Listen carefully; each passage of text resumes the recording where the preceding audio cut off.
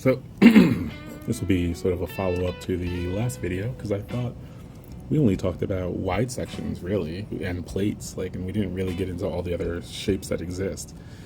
Some of them don't really happen often, but I thought I'd just show. So here's the one we talked about, the wide flange, right? So that's the one that a lot of people, call an I-beam, and this row will always be sections when you cut through it. Plans and elevations, it really depends on what you're using it for, because you could use a wide section as a beam or a column. So if it's a column, this is the elevation, and this is the, this would actually be the plan, and this would be sort of what you're seeing in elevation. Also, it just depends which way you're looking at it, right? Whereas if it's a beam, you're seeing that in plan, and that in elevation. Anyway. And how do we notate it? So this is actually interesting. The W, because it's a W section, that's the first one. And then there's a height, so the H. And it's not always exactly, like a W8 by whatever. Might be 8 inches, might be 7.9, might be 8.1, but it's around that 8 inch. And then the second number is the weight per foot.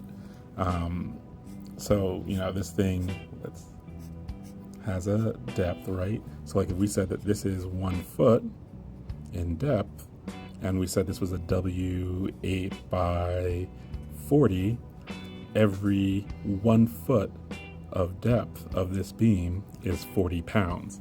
So I think, actually it might be home.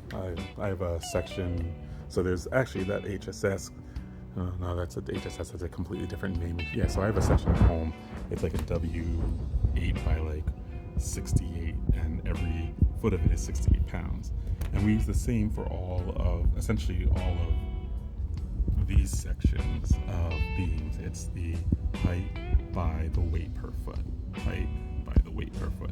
HP, H-pile, S, American Standard. Then we get the channels, right?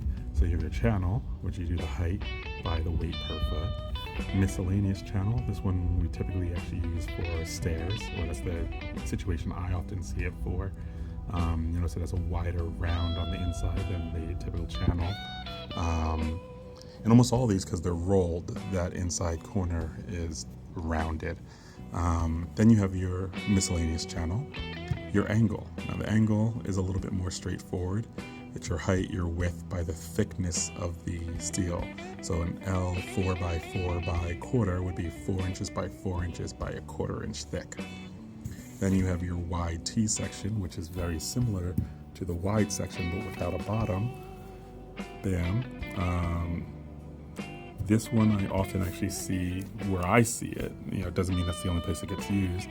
Is let's say you have your W section, you have a floor put on top of it, you have concrete, right? So then this, and then you have a wall, but then there's a hold down of some sort. So sometimes they'll use a T. This is terrible trying to draw through the camera.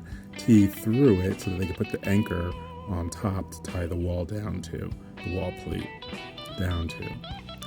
That's where I see T's often, but I'm sure there's other uses. Then you have your hollow structural section. This is typically a square or a rectangle, and that gets named by the height, width, and thickness. So HSS, a 6 by 4 by 1/4 inch would be 6 inches by 4 inches by 1/4 inch thick. Another hollow structural section is the P shape, a pipe shape, pipe hollow structural section. It's named by the P, mentioned thickness, and then plate gets a little trickier with height, thickness of the plate. Plate, so 8 by 6 by 1/4 inch thick plate. Wide flange, American Standard, H pile, heavy pile, channel, miscellaneous channel, angle, T, HSS, pipe HSS, plate.